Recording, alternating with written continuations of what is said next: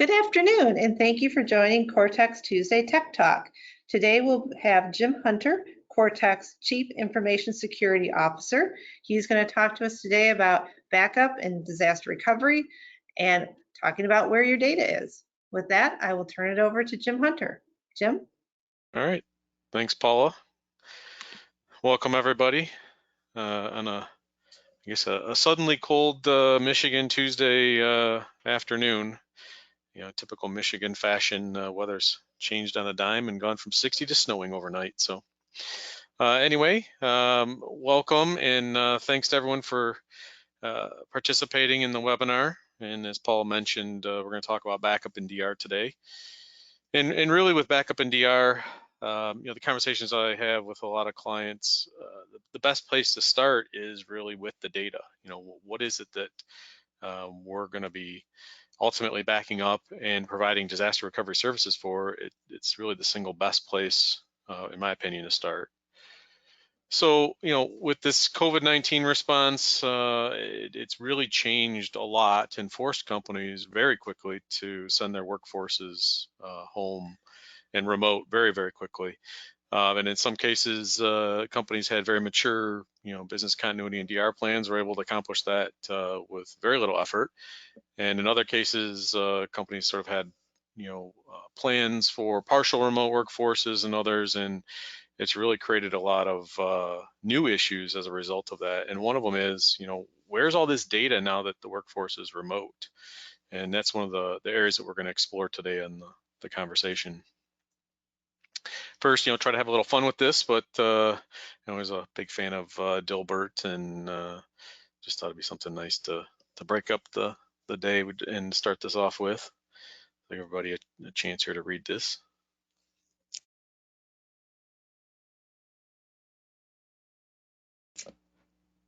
All right, and getting into it. So, more specific, the topics, we'll go through really, with backups. It is a business versus IT discussion. That's not to set an adversarial tone for it, but as you'll see when we get into this, there is two parts to that conversation for backups. And then really going through some application inventory discussions, the backup solutions that are out there, and then the backup testing scenarios, and then kind of pivoting a bit on that discussion to get into DR planning, DR solutions, and then ultimately DR testing. So, with backups, as I mentioned, there is a business to IT discussion that, and a lot of the clients I've worked with, that conversation doesn't seem to occur. So we've got some strategies in here to really help businesses, have those discussions and make sure that there's a lot of great alignment. But first, we talk data, what are we going to be backing up? And what are we ultimately going to be putting into our disaster recovery plans? The cost and the causes of data loss need to be discussed as well within the organization up front to kind of set the stage for some of the costs that are involved with backup and DR.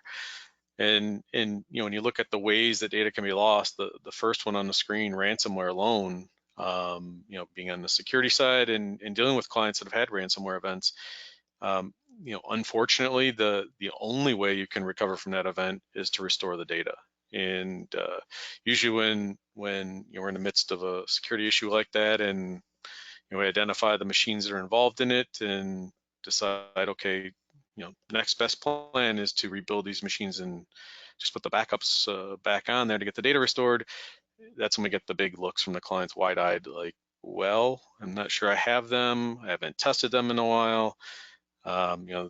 It's usually met with a whole lot of angst. So, with that event, the fact that you could lose potentially a large amount of data with that does become an issue. And then application infrastructure failures, we all know those, and that feeds into a DR plan. If you have a big enough failure on infrastructure, how to bring the application over and stand it back up. But if there's data loss as a result of that, just because of the way the systems are architected, that can be catastrophic as well. And then application upgrades. These applications have patches. They have upgrades within the software themselves that need to be applied at various points. And anybody who's been in IT long enough knows when you apply, a quote unquote upgrade, that things can go wrong, and not every business and client that we worked with has complete testing systems that and pre-production systems that they can test these upgrades in. Many times companies have to unfortunately push those upgrades through in production, and ultimately at some point you do have to upgrade production, but if that doesn't go well, you can lose data there as well. And then end user devices, there's a large amount of data, and we'll explore that in a few slides, that is stored locally on end users' devices, and those devices can get lost, they can get stolen, or even damaged in some cases. And then the cost associated with this data loss. So it's not just the hard costs, it's not the what's it going to cost in people time and in infrastructure to restore this data. It's the loss of production, it's idling employees. If you're in a production type facility where you have production lines running, if those lines are not able to run, you're incurring costs that way. You start missing customer deliveries and delivery dates. All that can feed into a huge loss of reputation, and how do you honestly put a dollar value beyond that? If you start missing customer expectations there. And then there is the Poneman Institute, this one's from 2018, but just the cost, the average cost that they went through, both from a security and NDR perspective of what are these records equate to in some dollars and cents. They came out to about $140 a record, or about $3.6 million globally, of just what's the cost associated with data loss. But even small losses of data, you can see they're 100 records or less, they can average, and people look at that and say 18,000 to 35,000, but it depends if you have to reconstruct that data. What if that's the only source of data that was there? You have people time involved in that. You have other systems that you have to get that data from, that it can add up very, very quickly. And then obviously, as we touched earlier, the ransomware, the average payout there was about $14,000, and that's, I think, relatively low number. And those were organizations that ultimately were forced to pay out because they didn't have adequate backups. They didn't have timely backups, even more importantly, and the data loss was going to be too significant for them to absorb for the business. So they did unfortunately have to pay out some of those ransoms. I think the guidance that you'll hear a lot from the security industry is, don't pay them, but you counter that with, because there is no real guarantee. I mean, you're dealing with criminals, and it's sort of like saying, hey, criminals, give me the keys back, to my data. Okay, pay me, I promise I'll send them to you. And as you can imagine, many times ransoms are paid and the data is not recovered. So there is from the security view, you'll see a lot of emphasis placed on not paying those ransoms, because then it encourages that criminal activity even further. But in some cases, if it's going to completely idle a business, there are some that have been forced to do so.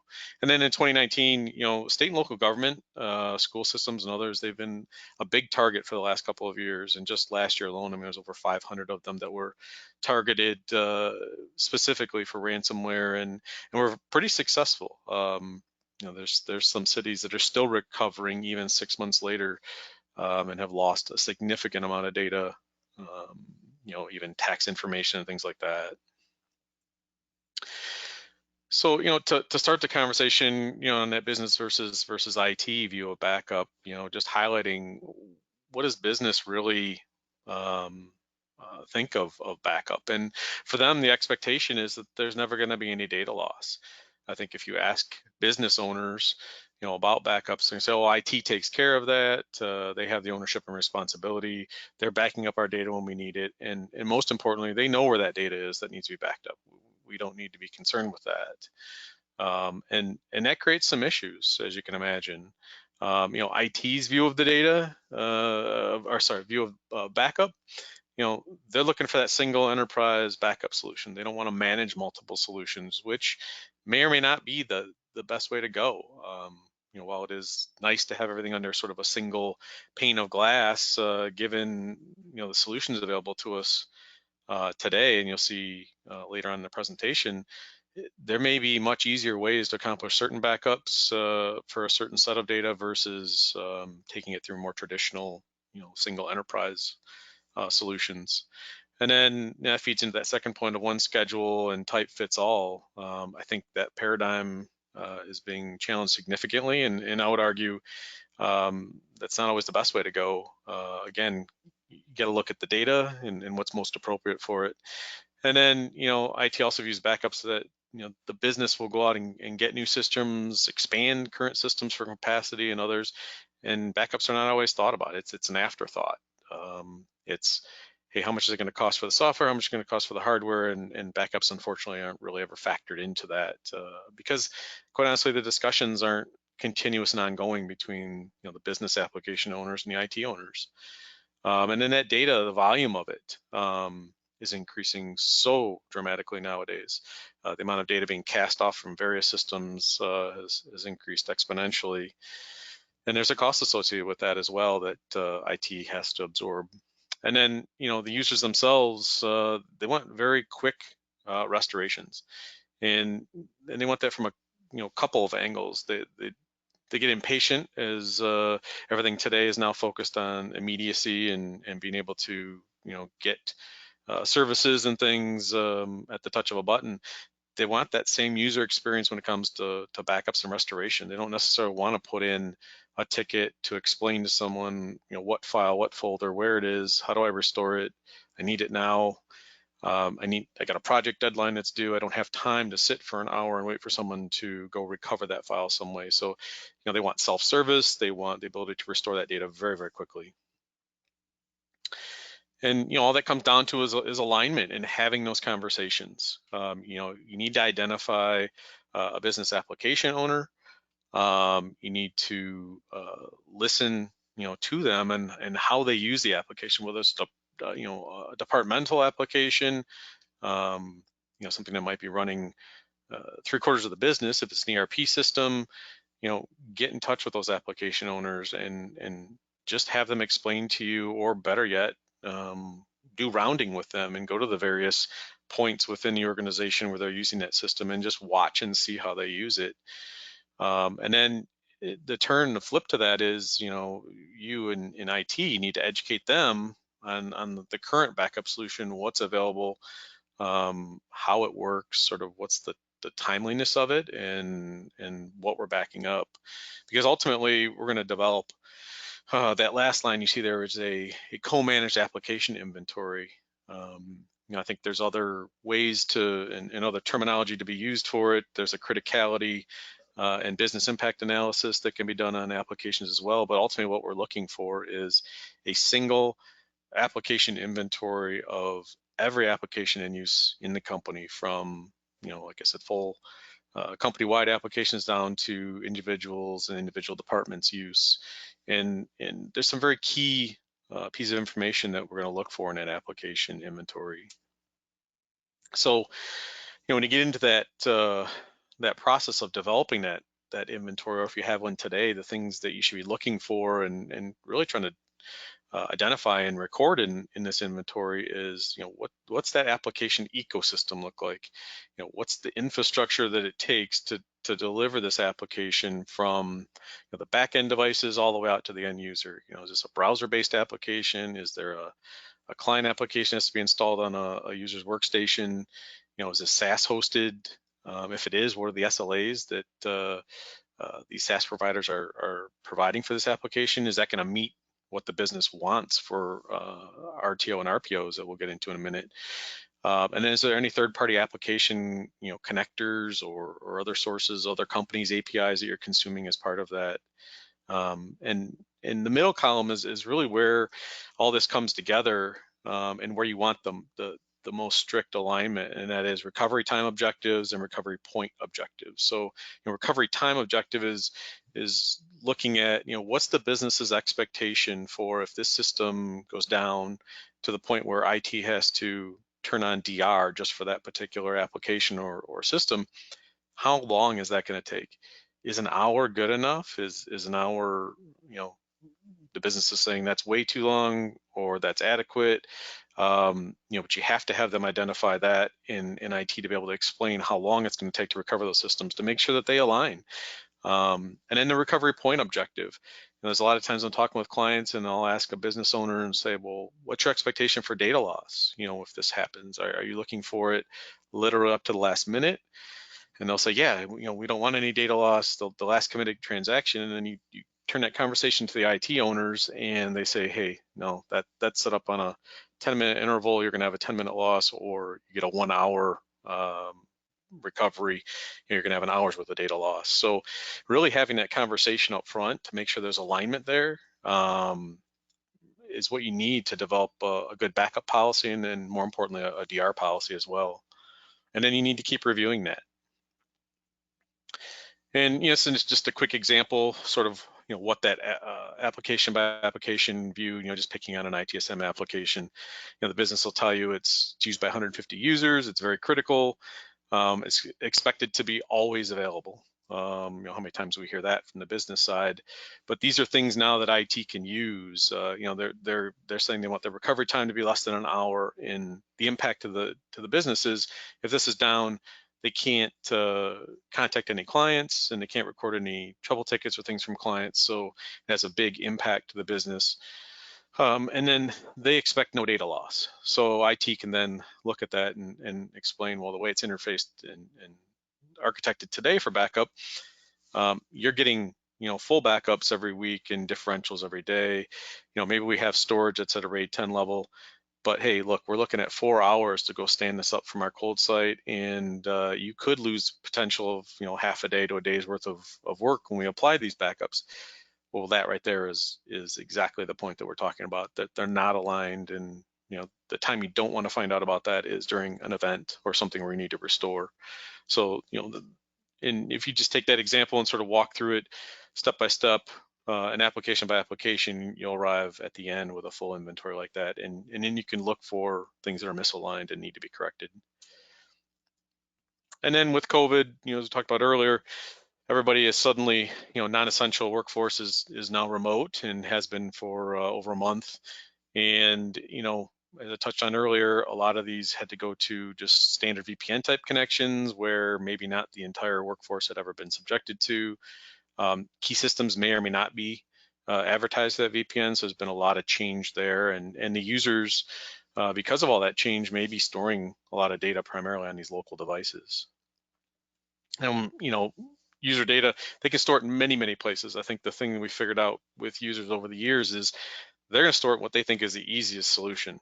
And if they have to share this data with others, especially others outside the organization, and your current remote workforce solution doesn't support that ease of sharing, maybe the vendor or the customer that they're trying to share the data with isn't on the VPN, and it won't extend out to their network like it did when they were in the office.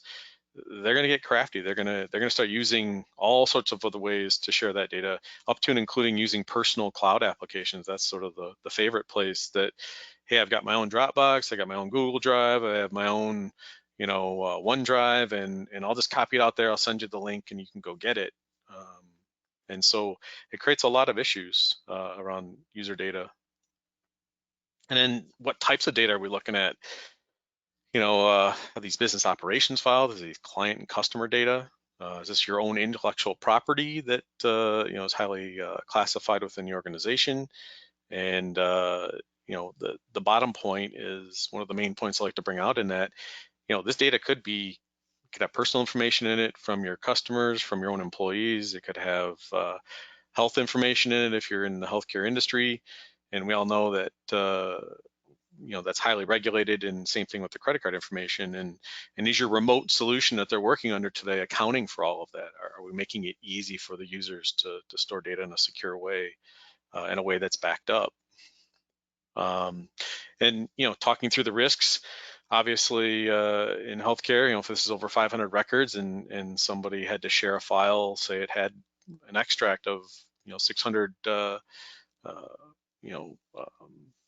patients, and they put it up in a personal storage area, and then sent the link out, well, maybe that's the same, Dropbox account, or maybe that's the same personal storage account that they're using to share their family photos, and there really isn't any authentication on it. You can just enter a bogus email, any user ID, and get in and see it. Well, they've now created potentially a reportable event within the healthcare, vertical. So these risks can be big, and the organizations definitely need to look at how these users are storing this data now that we're remote.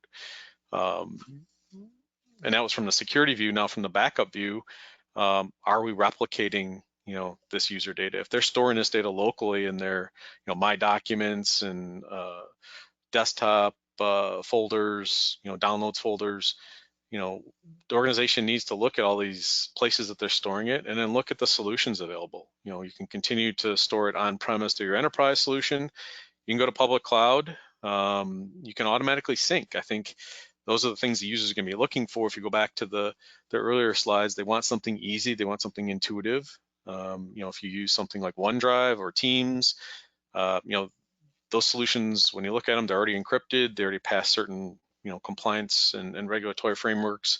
And more importantly, they allow the users to self-service do restores. There's point in time backups taken. And with them automatically syncing off their user devices, to them, they just store it in their local folder, and it's automatically replicated and stored securely.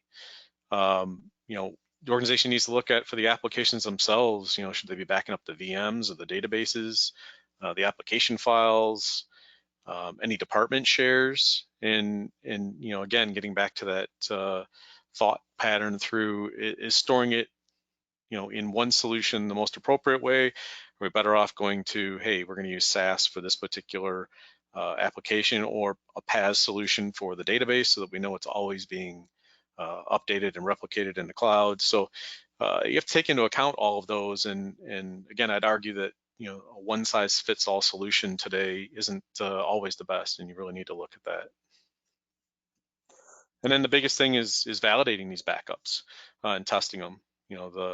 How often to test them. Test them often. Work through all the use cases. It could be from a single file restore to an entire application system, but timing it. How long did it really take to do that restoration, and is that meeting the objectives that you set out in the beginning? And then to quickly pivot, over to DR, and again with disaster recovery planning. So, I've heard a lot of organizations talk about this with COVID, especially. Oh, they're in a DR, versus business continuity. I like to put this slide up there. DR really deals with the technology. It deals with the infrastructure. It does not handle people management, and it's not intended for that. The business continuity plan is intended for the people side of the equation. How are we going to communicate with people that, hey, you can't come to the office? Maybe it's, in this case, we're in this pandemic. It could be a weather-related issue, could be a power issue, snowstorm, rain, could be a building issue. There's no heat. It's unsafe for people to be in. So working through the business continuity plan will tell you how to communicate with your employees. So I like to call that out, because I think a lot of organizations mix these terms. And then with DR planning, you fail to plan to fail. And honestly, with that, you got to use that application inventory. You got to start with the most critical systems to the business, and meet the RTOs and RPOs that were noted in there. And then really work with the business to figure out what's the minimum number of people you need to support in a DR. In a DR event, you might not need to support the entire workforce. It could be, a very small subset.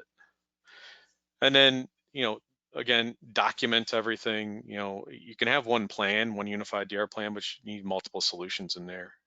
And I always tell everybody, you don't get credit for these solutions per application until you document them, and they should be kept in a place that multiple people know how to get to, and in multiple places themselves securely. You can't always count on your infrastructure being up in a disaster to go get those DR plans. So you have to think in terms of potentially getting a cloud application in a sanctioned place that you can store this stuff at. And then, think automation and not automatic when it comes to DR solutioning. So, we want scripts and templates to improve the speed of the DR event and being able to recover, but do we really want it to be automatically invoked?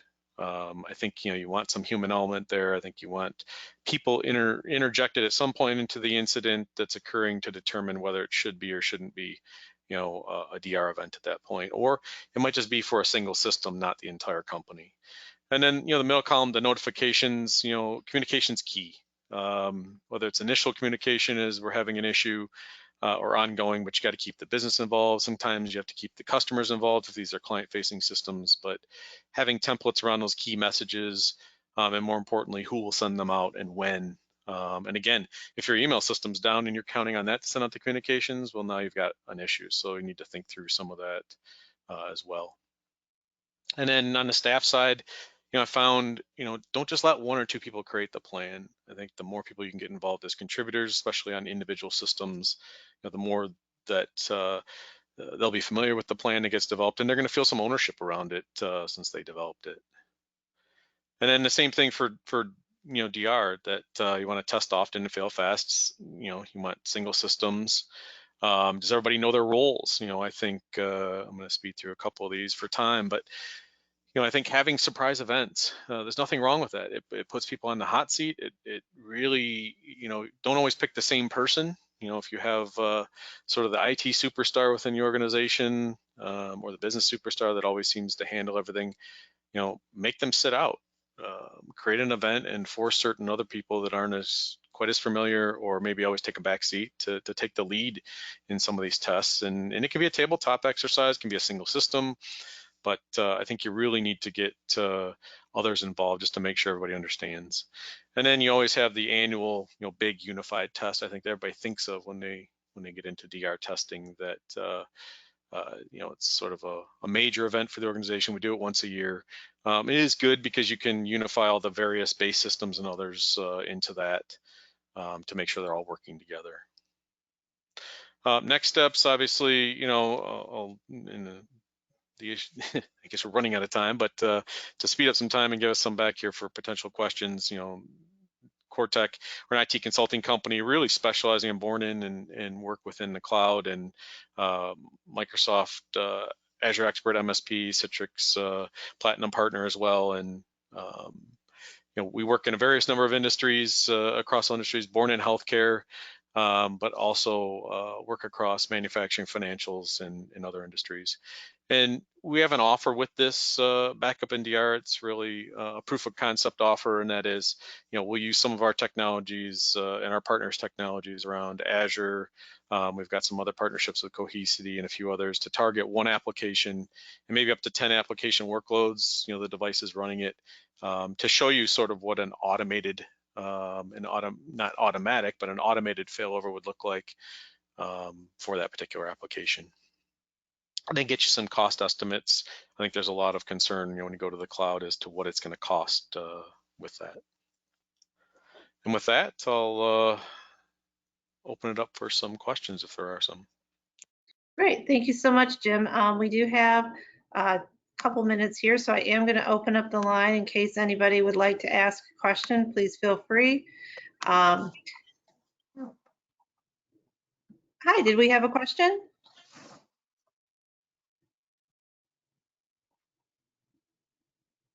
I do have one in the chat window here, so I will ask that question. Jim, the question was, what is your suggestion for the best security framework you can use? Well, I think that really depends on a few things. How mature is the organization? Do you have an existing security framework? I like the NIST CSF framework myself. You can freely get it. It definitely is a lightweight, security framework. Isn't too complex. And I like to tell organizations, it's pretty easy to go through. It also references the NIST 800-53 standards, so you don't have to worry about your security controls meeting or not meeting, as long as they'll usually tell you whether they meet that. But yeah, that NIST CSF framework is really good. Great, thank you so much for that. For the attendees, I want to thank you for your time and attendance today. We appreciate you spending some time with Coretek, learning a little bit about our offerings. Next week, our Tech Talk will be Citrix out with the old licenses, that is, hosted by Brian Barnes. That'll be at 2 p.m. Eastern time as well. The handout is available in the handout section of the webinar. Please feel free to download that. There's also an offer that we have around Azure security. You will receive also an email with the link to the recording. And if you have any questions, please feel free to reach out to Coretek. You can call your account executive if you have one. If you do not, please feel free to reach out to inquiry@coretek.com. It's our general number, or you can reach out to us directly at 248-684-9400. Love to talk to you about any of these topics or other ones if you have them. Thank you, Jim, for your time. Thank you for attending the webinar. Thanks, everyone.